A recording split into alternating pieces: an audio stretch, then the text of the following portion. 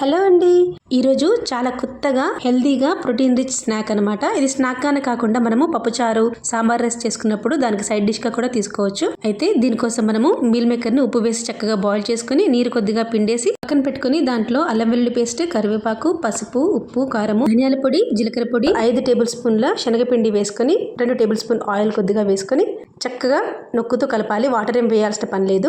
Boil చేసిన తర్వాత meal maker ని గట్టిగా నొక్కి పిండకుండా ఉంటే ఈ వాటర్ సరిపోతాయి. అంతలోపు మనము పల్లీలను, నువ్వులను డ్రై రోస్ట్ చేసుకుని చక్కగా కోర్స్గా పౌడర్ చేసుకోవాలి.